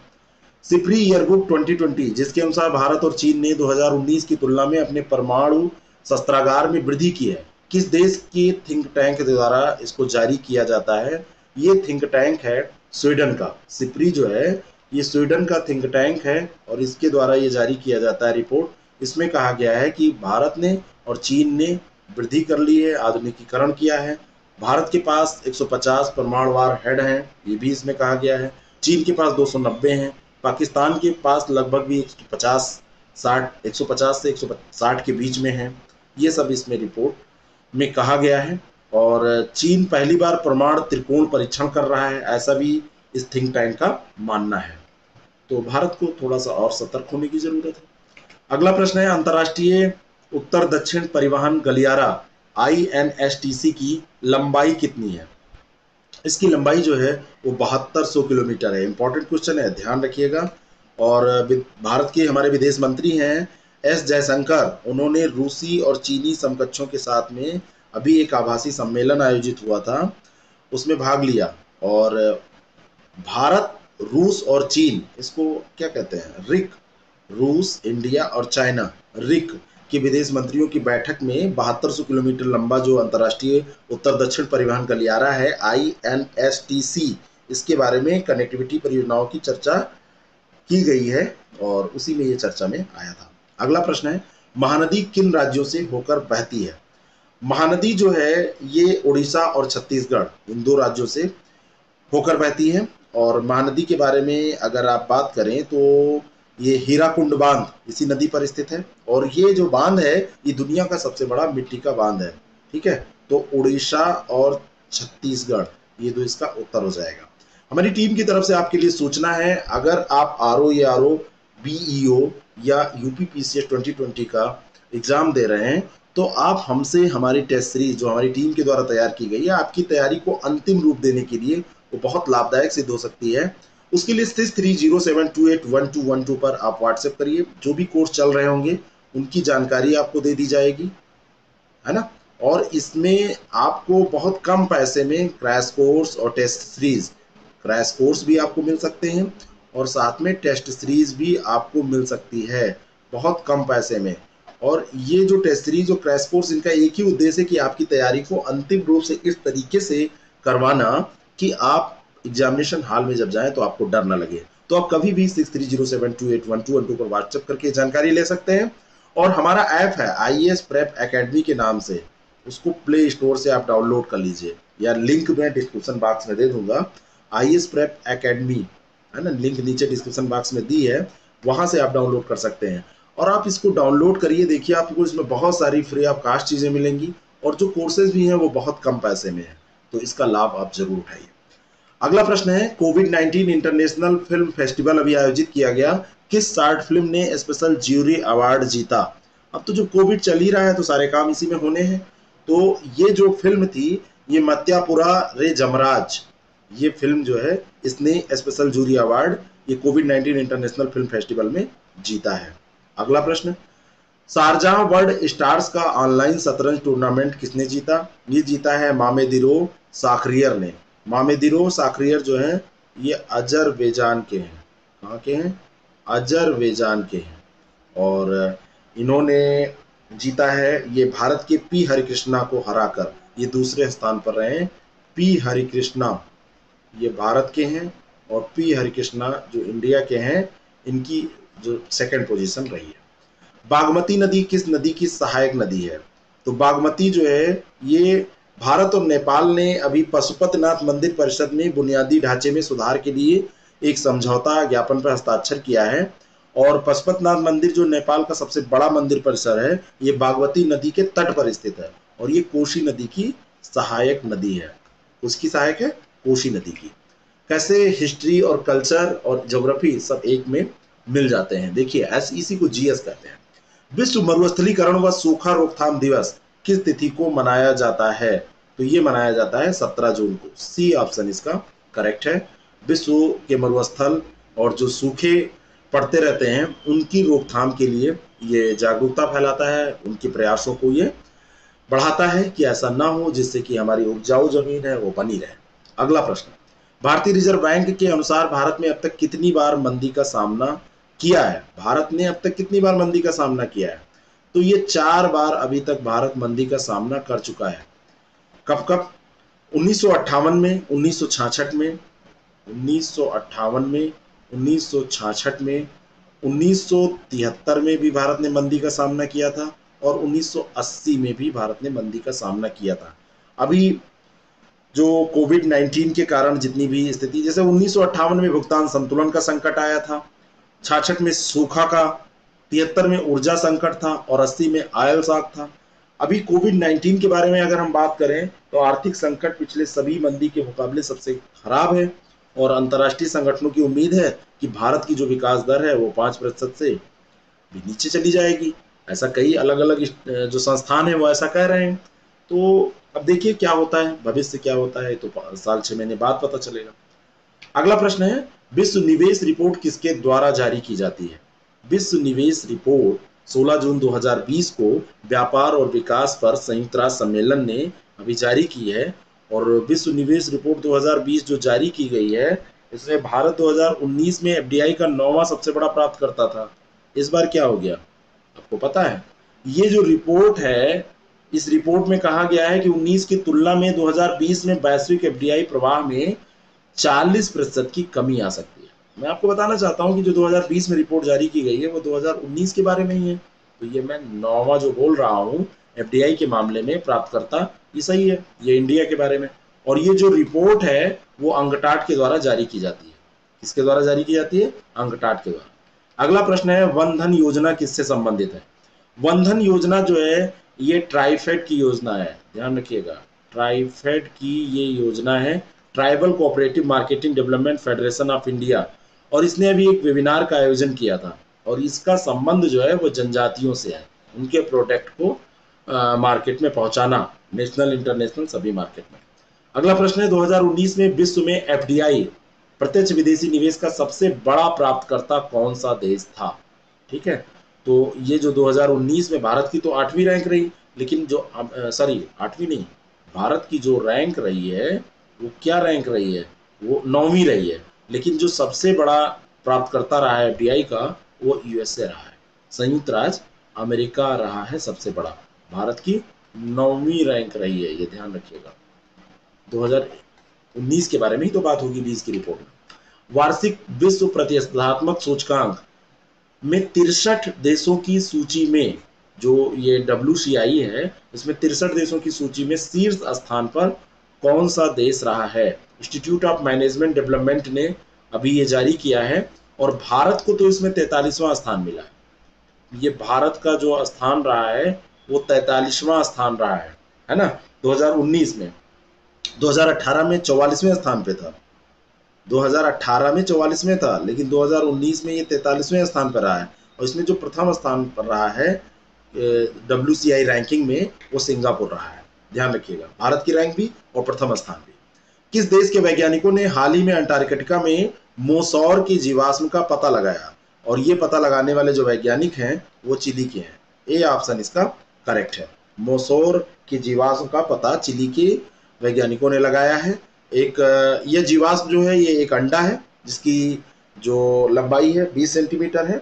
और मौसौर जो है एक जलीय विलुप्त प्रजाति है जो पृथ्वी पर 82 से 66 मिलियन वर्ष पहले विचरण करती थी। कितनी पुरानी हो गई। अगला प्रश्न, दो स्टेटमेंट है। सिकल सेल SCD जो रोग है, सिकल सेल डिजीज, लाल रक्त कोशिकाओं से जुड़ी एक प्रमुख वंशानुगत बीमारी है, एक विकार है। ये बिल्कुल सही है। और विश्व सिकल सेल दिवस जो है वो प्रतिवर्ष 19 जून को मनाया जाता है। ये दोनों के दोनों स्टेटमेंट सही है। सी ऑप्शन इसका बिल्कुल करेक्ट हो जाएगा। और जो ये विकार होता है तो लाल रक्त कोशिकाओं का आकार, सिकल का मतलब होता है अर्धचंद्राकार, जैसे हंसिया का आकार होता है ना, तो सिकल के आकार का हो जाता है, इसीलिए इसको सिकल सेल कहा जाता है। और इसमें समस्याएं जो होती हैं वो इसी से संबंधित होती हैं, लाल रक्त कोशिकाओं से। और 19 जून को ये मनाया जाता है। 2009 में मनाने की शुरुआत इसमें की गई थी, विश्व सिकल सेल दिवस की। अगला प्रश्न है, मध्य प्रदेश के सिंदूर नदी से हिरन नदी तक प्रस्तावित जो 4 लेन सड़क निर्माण परियोजना है, किस वन्य जीव अभ्यारण्य से गुजर रही है? तो नौरदेही वन्य जीव अभ्यारण्य से गुजर रही है। डी ऑप्शन इसका करेक्ट है। ध्यान रखिएगा, कहां पर है ये? मध्य प्रदेश में। पहला स्टेटमेंट अगले प्रश्न का, नीलांचल पहाड़ी पर स्थित कामाख्या हिंदू मंदिर कामाख्या देवी को समर्पित है। बिल्कुल सही है। अंबुबाची मेले का आयोजन कोणार्क के सूर्य मंदिर परिसर में किया जाता है। अंबुबाची मेले का आयोजन यहीं पर, यही कामाख्या देवी मंदिर के परिसर में किया जाता है। और अभी तक इतिहास रहा है कि कभी भी 5 दिनों का ये आयोजन होता है, लेकिन ये जो आयोजन है कभी भी रद्द नहीं किया गया था। लेकिन इस बार कोविड-19 के कारण इसको रद्द करना पड़ा है। 1965 से जो उपलब्ध रिकॉर्ड है उसके आधार पर 1965 नहीं, 1565 से लेकर आज तक आप चले आइए, करीब 500 साल से थोड़ा सा कम, तो तब से अब तक कभी ये कैंसिल नहीं हुआ था, लेकिन कोविड ने करके ये दिखा दिया। तो ए ऑप्शन इसका करेक्ट है। अगला प्रश्न है, यानी कि मेले का आयोजन, अंबुबाची मेले का आयोजन इस बार नहीं किया गया।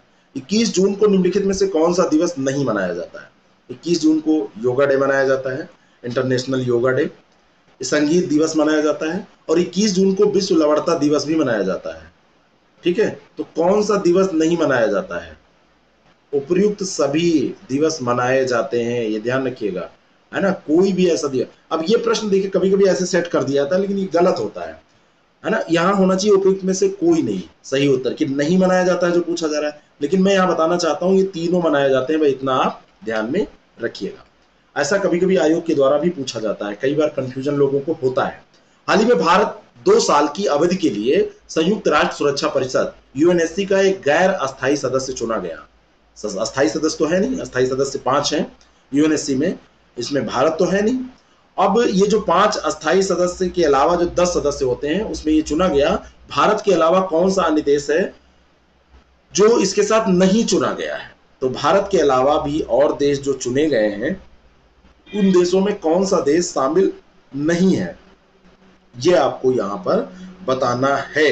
ठीक है, जो ये 1 जनवरी 2021 से इससे टर्म शुरू हो रहा है, इसमें आयरलैंड, केनिया और मैक्सिको, इंडिया ये चुने गए हैं। कनाडा इसमें नहीं चुना गया है। और इसके अलावा एक देश और कौन सा है, नॉर्वे, नॉर्वे चुना गया। 5 देश चुने गए हैं, ठीक है। Norway, Ireland, Kenya, Mexico, India, Canada इसमें नहीं चुना गया है ये सदस्य के तौर पर। तो डी ऑप्शन इसका करेक्ट उत्तर हो जाएगा। अगला प्रश्न है, विश्व शरणार्थी दिवस किस तिथि को मनाया जाता है? 20 जून को मनाया जाता है। बिल्कुल ऐसे याद कर लीजिए, कभी भी आपसे ये पूछा जा सकता है। अंतर्राष्ट्रीय ओलंपिक दिवस किस तिथि को मनाया जाता है? ये भी बहुत इंपॉर्टेंट है। 23 जून 1894 में अंतर्राष्ट्रीय ओलंपिक समिति की स्थापना पेरिस में की गई थी।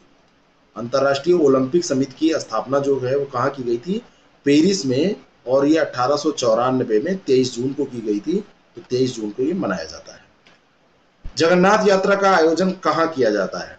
जगन्नाथ यात्रा उड़ीसा के पुरी में आयोजित की जाती है। डी ऑप्शन इसका बिल्कुल करेक्ट हो जाएगा। लेकिन कोविड-19 के कारण इसका आयोजन बहुत ही एक स्वास्थ्य विभाग के द्वारा जो दिशा निर्देश जारी किए गए थे उनके आधार पर किया गया, बहुत ही सूक्ष्म तौर पर किया गया।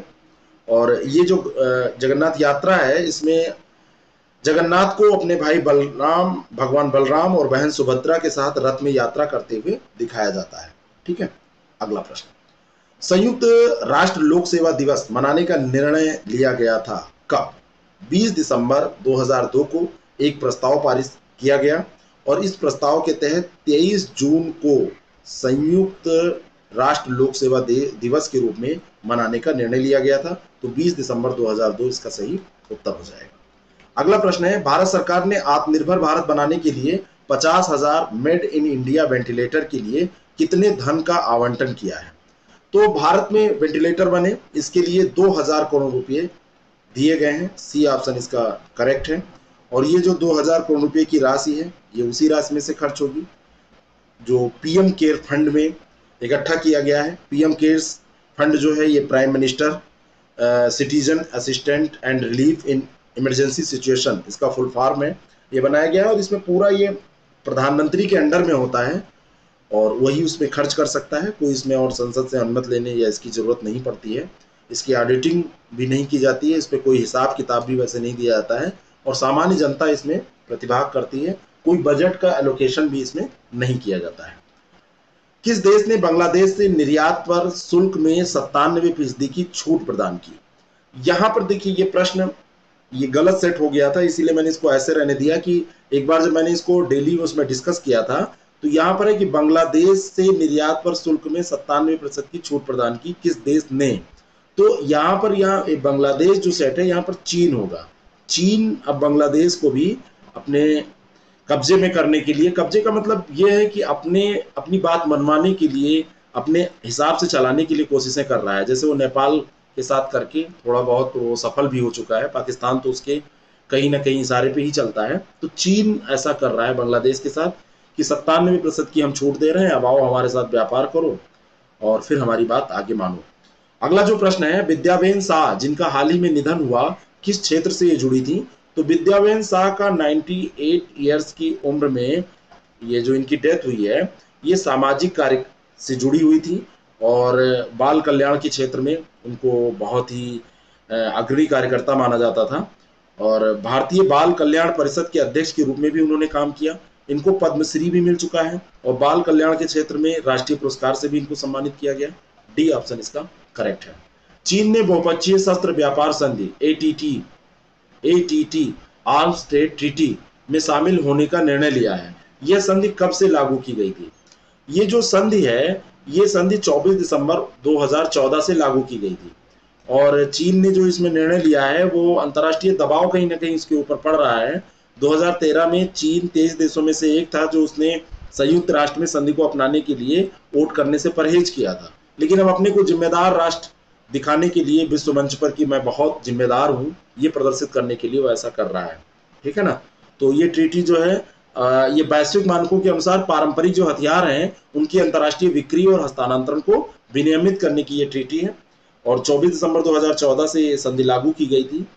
2013 2 अप्रैल को जो ये दूसरी डेट दी हुई है इसको अपनाया गया था, लेकिन लागू यहाँ से हुई थी तो अगर लागू आपसे पूछा जा रहा है तो ये ए ऑप्शन सही हो जाएगा, और अपनाया गया था ये बी वाला सही हो जाएगा। कोरोना वायरस के दौरान राष्ट्रीय चुनाव आयोजित करने वाला प्रथम यूरोपीय देश कौन सा है? याद रखिएगा ये सर्बिया, डी ऑप्शन इसका करेक्ट है। सर्बिया एक यूरोपियन कंट्री है। मैप में इसको देखिएगा खोल के, मैप एटलस मैप का उपयोग कभी आप करते हैं? करते रहा करिए, एक एक्टिव लर्नर बनिए, तभी कुछ हो पाएगा। अगला प्रश्न, हाल ही में कोडोमानल महापाषाण कालीन स्थल की खोज की गई है। यह स्थल कहां पर स्थित है, किस राज्य में स्थित है? 250 केर्न सर्कल की यहाँ पर पहचान की गई है, और ये 5वीं शताब्दी पूर्व से प्रथम शताब्दी ईसा पूर्व तक का एक व्यापार सह औद्योगिक केंद्र था, इस तरीके से जाना जा रहा है। और पहली बार किसी कब्र स्थल से 10 से अधिक बर्तन कटोरे की यहाँ पर बरामद हुए हैं, कटोरे की खोज की गई है, और ये जो स्थल है ये तमिलनाडु में स्थित है। सी ऑप्शन इसका करेक्ट है। अगला प्रश्न है, हाल ही में किस देश द्वारा द्वितीय विश्व युद्ध के दौरान जर्मनी से जीत के जश्न की 75वीं वर्षगांठ का आयोजन किया गया, जिसमें राजनाथ सिंह भी गए थे हमारे यहाँ से, है ना? भारतीय जो रक्षा मंत्री हैं राजनाथ सिंह, वो गए थे रसिया, रसिया के द्वारा ये आयोजित किया गया। द्वितीय विश्व युद्ध के दौरान जर्मनी से इसने जीत हासिल की थी, तो उसी के उपलक्ष्य में। रेगिस्तानी टिड्डे को नियंत्रित करने के लिए ड्रोन का उपयोग करने वाला दुनिया का पहला देश कौन सा है? तो ड्रोन का उपयोग करने वाला दुनिया का पहला देश है कौन? भारत। ड्रोन का उपयोग ये कर रहा है कि यहाँ से टिड्डों को भगाया जा सके। ये टिड्डे बड़े खतरनाक होते हैं ना, और इस ड्रोन में अल्ट्रा लो वॉल्यूम स्पेयर भी का उपयोग किया जाएगा, और ये जो कृषि सहयोग और किसान कल्याण विभाग है वही इसका जिम्मा ले रहा है, वही ये सब काम करेगा। एग्रीकल्चर को ही सबसे ज़्यादा इससे नुकसान होता है, और भारत दुनिया का पहला देश बन गया है जो रेगिस्तानी टिड्डों को नियंत्रित करने के लिए ऐसा कर रहा है। जर्मन बुक ट्रेड का प्रतिष्ठित शांति पुरस्कार किसे प्रदान किया गया, किसको प्राप्त हुआ है ये? तो ये प्राप्त हुआ है अमर्त्य सेन को। अमर्त्य सेन 86 साल के हो चुके हैं, और अभी भी ये एक्टिव रहते हैं, खूब मेहनत करते हैं, और ये वैश्विक न्याय और सामाजिक असमानता पर अपने दशकों से जो काम ये कर रहे हैं, उसी के कारण इनको German publishers and book sellers association ने ये पुरस्कार दिया है। कल्याणकारी जो शाखा है अर्थशास्त्र की, उसमें कार्य करते हैं अमरसेन जी, और अमरसेन जी को 1998 में अर्थशास्त्र में नोबेल प्राइज भी दिया जा चुका है, ठीक है। और उनको 1999 में, ये 98 में इनको नोबेल मिला था, और 1999 में इनको भारत रत्न से सम्मानित किया गया था। क्या बचा, जिंदगी तो इनकी सफल हो गई। अगला प्रश्न, भारत किस तिथि को संयुक्त राष्ट्र सुरक्षा परिषद का अस्थायी सदस्य बना? ये डेट बहुत इंपॉर्टेंट है। संयुक्त राष्ट्र सुरक्षा परिषद का ये अस्थायी सदस्य बना है। बाकी ये मीडिया की न्यूज अध्यक्ष बना, फलाना बना, ये सब पर ध्यान मत दीजिएगा। बना वो यही है, फिर उसको टर्म दिया जाएगा जिसमें वो अध्यक्षता करेगा। तो 17 जून 2020 ये डेट है, ये ध्यान रखिएगा। और 23 जून 2020 को आयोजित की गई एक रिक, भारत रूस चीन की विदेश मंत्रियों की बैठक, उसी के तहत ये सब बातचीत की गई थी। अगला प्रश्न है, हाल ही में उत्तर प्रदेश के किस एयरपोर्ट को इंटरनेशनल एयरपोर्ट घोषित किया गया? तो ये जो एयरपोर्ट है वो कुशीनगर का एयरपोर्ट है। ए ऑप्शन इसका करेक्ट है। बस बिल्कुल समाप्त होने के करीब में हम पहुंच रहे हैं। करंट अफेयर की यात्रा समाप्त हो रही है। इसको तैयार कर लेंगे तो यकीन मानिए कोई जो एग्जाम होगा आपका, उसमें आपके प्रश्न नहीं गलत होंगे। अगला प्रश्न है, नशीली दवाओं के दुरुपयोग और अवैध तस्करी के खिलाफ जागरूकता बढ़ाने के लिए हर साल दुनिया भर में अंतर्राष्ट्रीय दिवस मनाया जाता है। तो ये जो दिवस है वो मनाया जाता है 2020 का जो मनाया गया वो 26 जून को मनाया गया, 26 जून को ये मनाया जाता है। और 2020 का जो ये दिवस था उसको better knowledge for better care, better knowledge for better care, ये ध्यान रखिएगा, बी की फॉर बीसी। तो better knowledge for better care theme के साथ ये मनाया गया है, ठीक है ना। और जो हमारे यहाँ का नारकोटिक्स विभाग है वो इसे मनाएगा। तो इसका बी ऑप्शन इसका करेक्ट हो जाएगा। 20 जून को ये मनाया जाता है। फाइनेंशियल एक्शन टास्क फोर्स की स्थापना कब की गई? जब फत्व की बात आती है तो मुझे तुरंत पाकिस्तान की बात याद आने लगती है। पाकिस्तान अभी थोड़ा सा चूक गया, नहीं तो फिर से इसमें शामिल हो जाता है, इसकी सूची में ब्लैक लिस्टेड हो जाता है। इसकी स्थापना जो की गई थी 1989 में की गई थी, और 1989 में जब इसकी स्थापना की गई थी तो इसका उद्देश्य क्या था? जो धन शोधन होता है उस पर एक अंतर सरकारी संगठन है, और जो ब्लैक मनी है, जिस मनी का उपयोग ये आतंकवादी गतिविधियों में किया जाता है, खास करके आतंकवादी गतिविधियों में आतंकवादी जो फंडिंग की जाती है, 2001 में इसके कार्यक्षेत्र में इसको शामिल किया गया, और वर्तमान समय में 38 सदस्य देश हैं इसके। तो वो जो है फंडिंग को रोकने के लिए कि उसका मिसयूज ना हो उस धन का, ये प्रयास इसमें होता रहता है। ए ऑप्शन इसका करेक्ट है। अगला प्रश्न है, भारत के बाहर दुनिया का पहला योग विश्वविद्यालय कहाँ शुरू किया गया है? भारत के बाहर जो पहला योग विश्वविद्यालय है वो 23 जून 2020 को अमेरिका के लॉस एंजल्स शहर में शुरू किया गया है। लॉस एंजल्स में ये शुरू किया गया है, अमेरिका में। बी ऑप्शन इसका करेक्ट है। स्वामी विवेकानंद जी के नाम पर इसका नाम रखा जाएगा। स्वामी विवेकानंद जी के नाम पर इसका नाम रखा जाएगा, ठीक है ना। अगला प्रश्न, दुनिया का सबसे लंबा इंटरनेट शटडाउन किस देश में किया गया?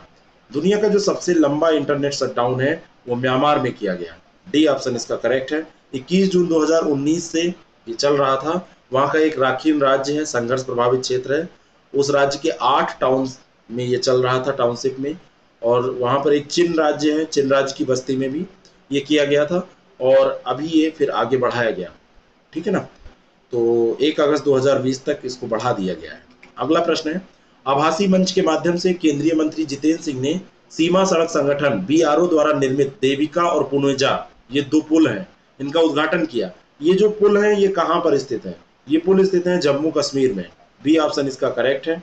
और ये देविका जो पुल है ये उधमपुर में है, और जो पुनेजा पुल है ये डोडा जिले में स्थित है, ठीक है। अगला प्रश्न, हाल ही में नौसेना में शामिल किया गया मारीच क्या है? मारीच इसका नाम रखा गया है, और मारीच जो है ये टारपीडो रक्षा प्रणाली है। बी ऑप्शन इसका करेक्ट है। जो लोग डेली 30 रोज देखते हैं उनके लिए रिवीजन क्लास हो जाती है, और उनका करंट अफेयर को रट जाता है। डेली 30 एक ऐसा कार्यक्रम है जिसमें हम एक टॉपिक जीएस का 20 प्रश्नों 22 प्रश्नों के माध्यम से कम 20 प्रश्न तो रहते ही हैं, उसके ऊपर 2-3 हो सकते हैं, और 10 प्रश्न 8 प्रश्न जैसे भी उसमें रहेंगे करंट अफेयर के जो निकलते हैं हम डेली डिस्कस करते हैं। तो इसके माध्यम से आपकी तैयारी रोज चलती रहती है, रोज शाम 8 बजे। कभी कभी वो लेट होता है, नहीं तो रोज शाम 8 बजे उसको हम पब्लिश करते हैं। और हमारा मॉर्निंग में एक डेली जीके का कार्यक्रम होता है, उसमें एक टॉपिक उठा के उसके 8-10 प्रश्नों को हम डिस्कस करते हैं। जो भी इसको देखता रहेगा, यकीन मानिए प्रारंभिक परीक्षा में उसको बहुत आसानी होगी। तो जो लोग उसको देखते हैं उनके लिए रिवीजन क्लास है। अगला प्रश्न, किस खिलाड़ी को वर्ष 2018 के लिए प्रतिष्ठित अर्जुन पुरस्कार प्रदान किया जाएगा? अर्जुन पुरस्कार देने का निर्णय किसको लिया गया है? तो के संगीता चानू के नाम पर यह सहमति बनी है। राष्ट्रमंडल खेलों की स्वर्ण पदक विजेता हैं के संगीता चानू। 2018 के लिए इनको प्रतिष्ठित अर्जुन पुरस्कार प्रदान किया जाएगा। और 2014 और 2018 2 राष्ट्रमंडल खेल थे जिसमें इन्होंने गोल्ड जीता था। राष्ट्रमंडल खेल जो थे, कॉमनवेल्थ जो गेम्स हैं, तो कॉमनवेल्थ गेम्स में इन्होंने गोल्ड जीता था, ठीक है। और एंटी डोपिंग एजेंसी वाडा ने अभी मई 2020 में स्टेट्स एंटी डोपिंग एजेंसी जो यूएसएडीए की है उसकी प्रयोगशाला की मान्यता को निलंबित किया था। और 2017 वर्ल्ड वेट लिफ्टिंग चैंपियनशिप के पहले भारतीय लिफ्टर का नमूना टेस्टोस्टेरोन के लिए सकारात्मक परीक्षण के लिए किया गया था। तो उसके बाद में संगीता चानू जो है, संधीचा तानू, इनको अस्थायी तौर पर 15 मई 2018 को निलंबित कर दिया गया था, लेकिन अब ये सब हट गया है। अब इनको अर्जुन पुरस्कार के लिए रिकमेंड किया गया। अभी पहले मैं एक क्वेश्चन में बोल गया था रामपाल के बारे में, शायद उनके बारे में वो नहीं था, उनके खिलाफ कोई कार्रवाई ऐसी नहीं की गई थी, यही है, ठीक है ना, सॉरी उसके लिए। अगला प्रश्न है, सूक्ष्म लघु एवं मध्यम उद्योग दिवस एमएसएमई प्रत्येक वर्ष वैश्विक स्तर पर कब मनाया जाता है? एमएसएमई जो दिवस है ये कब मनाया जाता है वैश्विक स्तर पर? तो ये 27 जून को मनाया जाता है ना। और एमएसएमई वास्तव में बहुत ही जरूरी है अगर हम छोटे लोगों को रोजगार देना चाहते हैं, उनके उद्यम को बढ़ावा देना चाहते हैं। चलिए अगले प्रश्न पे हम चलते हैं। हाल ही में किस देश की अंतरिक्ष एजेंसी ने घोषणा की है कि वह 2023 में पहली बार पर्यटकों को स्पेस वॉक पर ले जाएगी? और ये एजेंसी है रूस की। आप लोग भी अपनी पॉकेट मनी बचाइए और जाके अंतरिक्ष में वॉक करके आइए अगर ऐसा संभव है तो, है ना। और आर एस सी एनर्जिया एक कंपनी है, ठीक है। स्पेस एडवेंचर्स अमेरिका की एक अंतरिक्ष पर्यटन कंपनी स्पेस एडवेंचर है। और आर एस सी एनर्जिया जो है ये कहाँ की है? अंतरिक्ष निगम एनर्जिया जो है ये रूस की है, इसने समझौता किया है जो अमेरिका की कंपनी स्पेस एडवेंचर उसके साथ समझौता किया है, और यही लोग इसको फिर क्रियान्वित करेंगे। अगला प्रश्न है, सूक्ष्म लघु और मध्यम जो उद्यम है एमएसएमई और बड़ी औद्योगिक इकाइयां जैसे वस्त्र उद्योग भी उसमें शामिल है के लिए किस राज्य सरकार ने एक ऑनलाइन नगद सहायता पहल एट वन क्लिक विकसित की है? और ऐसा विकसित करने वाला राज्य है गुजरात। यहाँ पर इंडस्ट्रियलाइजेशन बहुत बड़े पैमाने पर है, अच्छा है, और राज्य में 12,247 एमएसएमई और बड़ी औद्योगिक इकाइयों जिसमें वस्त्र इकाइयां भी संबंधित हैं, इनको 26 जून 2020 को एक ऑनलाइन नगद सहायता पहल से जोड़ा गया है। एक पहल की शुरुआत की गई है एट वन क्लिक के नाम से।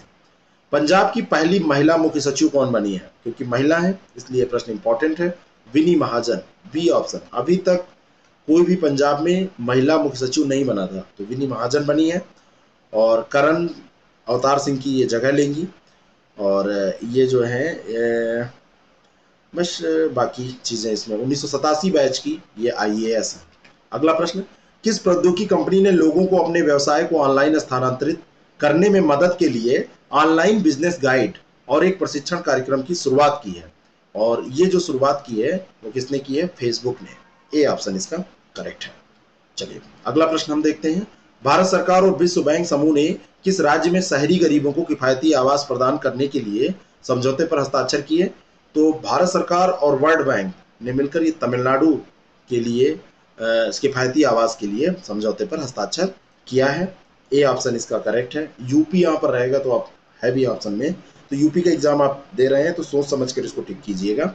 और तमिलनाडु आवास क्षेत्र का सुदृढ़ीकरण कार्यक्रम यहाँ पर चलाया जाएगा, Tamil Nadu Housing Sector Strengthening Programme चलाया जाएगा, उसी में यह धन खर्च किया जाएगा। भारत के अटॉर्नी जनरल के रूप में किसे नियुक्त किया गया है?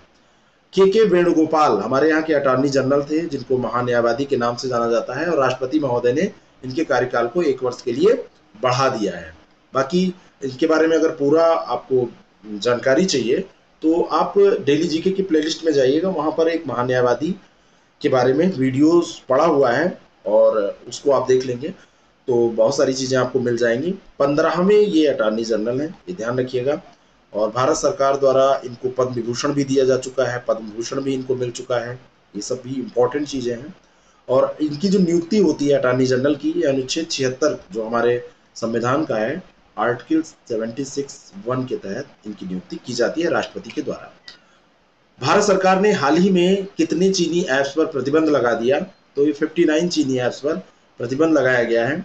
लेकिन इसमें समस्या ये है कि जिनके मोबाइल में ये इंस्टॉल हैं, उनके में इंस्टॉल हैं, वो लोग यूज कर सकते हैं। तो ये और भी थोड़ा सा कड़ाई बरतनी चाहिए, कुछ समस्याएं भी आती हैं। 59 जो चीनी ऐप्स हैं इस पर प्रतिबंध लगाया गया है, और भी प्रतिबंधों की अभी ज़रूरत है, तभी चाइना का दिमाग सही होगा। अगला प्रश्न है, लजारस चकवेरा को हाल ही में किस देश का नया राष्ट्रपति नियुक्त किया गया है?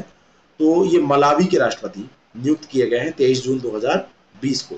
मलावी के राष्ट्रपति ये नियुक्त किए गए हैं, ठीक है। और इनको लगभग 60%, 59.34% वोट प्रदान किया लोग, मतलब मिले इनको, प्राप्त किया इन्होंने। कोहाला जल विद्युत परियोजना कहाँ पर स्थित है? जो कोहाला जल विद्युत परियोजना है ये पाकिस्तान अधिकृत जो कश्मीर है वहीं पर स्थित है, इसके बारे में हमने चर्चा की थी। तो बी ऑप्शन इसका करेक्ट है। और पाकिस्तान और चीन के बीच में ये समझौता हो रहा है, और पाकिस्तान आर्थिक गलियारे का हिस्सा है। अभी ये प्रश्न आया तो था, ये रिपीट हो गया एक प्रश्न, लेकिन थोड़ा सा रूप उसका चेंज है। और अंतिम प्रश्न है कि हाल ही में संकल्प पर्व, कितनी खुशी आपको हो रही होगी कि अंतिम प्रश्न पे हम पहुंच गए। वास्तव में जो लक्ष्य होता है जब वो हासिल होता है तो वो खुशी लाजमी है। संकल्प पर्व नामक वृक्षारोपण अभियान की घोषणा किस मंत्रालय के द्वारा की गई है? संकल्प पर्व जो अभियान है वो संस्कृति मंत्रालय के द्वारा घोषित किया गया है, मिनिस्ट्री ऑफ कल्चर के द्वारा घोषित किया गया है। और प्रहलाद सिंह पटेल ये केंद्रीय संस्कृति मंत्री हैं, इन्होंने वृक्षारोपण अभियान जो चलाया है इसमें 28 जून से 12 जुलाई 2020 तक ये पर्व मनाया जाएगा। और सभी कार्यालय और संलग्न जो इससे संस्थान है उसमें कोविड-19 महामारी के कारण जो देशव्यापी लॉकडाउन के दौरान देश में स्वच्छ और स्वस्थ वातावरण का अनुभव किया गया है, उसका महत्व जो पहचाना गया है, तो ये कह रहे हैं और पेड़ क्यों ना लगाया जाए, ठीक है ना। बरगद, आंवला, पीपल, अशोक और बेल इसको लगाने की सिफारिश इन्होंने की है, क्योंकि ये बहुत ही ऐसे पौधे हैं जो ऑक्सीजन का स्तर मेंटेन करने में बहुत महत्वपूर्ण भूमिका निभाते हैं और पर्यावरण प्रदूषण को दूर करने में ये बहुत महत्वपूर्ण है। तो संकल्प पर्व नामक जो वृक्षारोपण अभियान है, इसकी घोषणा संस्कृति मंत्रालय के द्वारा की गई है। उपरोक्त जो ये 5 वृक्ष हैं, इनको अगर ये उपलब्ध नहीं है तो आप कोई अन्य भी पौधे इसमें लगा सकते हैं। इस तरीके का इन्होंने प्रावधान किया, बरगद, आंवला, पीपल, अशोक और बेल। तो आपको ये कैसा लगा हमें जरूर बताएं। बाकी एक प्रश्न और बचा है, उसको हम देख लेते हैं। हाल ही में स्टार्स कार्यक्रम के लिए भारत ने, स्टार्स मतलब Strengthening Teaching Learning and Results for State Programme, इसके लिए भारत ने किस वैश्विक संगठन में $500 मिलियन, लगभग रुपये में देखा जाए तो 3700 करोड़ रुपये ऋण सहायता प्राप्त की है। ये प्रपट लिखा है, ये प्राप्त की है ना। तो ये जो है किससे प्राप्त की है ये आपको यहां से बताना है। तो ये विश्व बैंक से ही प्राप्त की है। डी ऑप्शन इसका करेक्ट हो जाएगा। और गुणवत्ता जो स्कूल की हमारे यहाँ की वो सही नहीं है, शिक्षा की गुणवत्ता जो है वो सही नहीं है, तो उसमें गुणवत्ता लाने के लिए ये $500 मिलियन, लगभग 3700 करोड़ रुपये ऋण सहायता विश्व बैंक के द्वारा प्रदान की गई है। तो आप बताएं आपको ये कैसा लगा, शेयर करें उन लोगों तक जिनको इसकी जरूरत है।